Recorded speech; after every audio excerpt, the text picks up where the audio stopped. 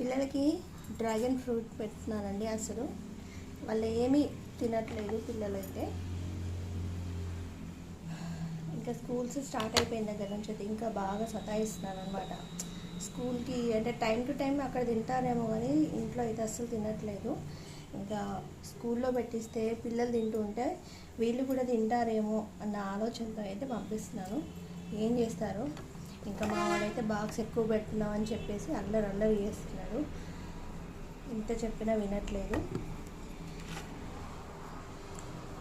ఏం చేస్తామండి ఇంతకంటే పిల్లలకి అన్నీ. మనకేమో లేక బాధ చిన్నప్పుడు, వీళ్ళకేమో అన్నీ ఉండి బాధ, తినలేరు. ఒక్కొక్కరికి ఒక్కొక్క విధం అన్నమాట. ఏం చేద్దాం. చూడండి డ్రాగన్ ఫ్రూట్.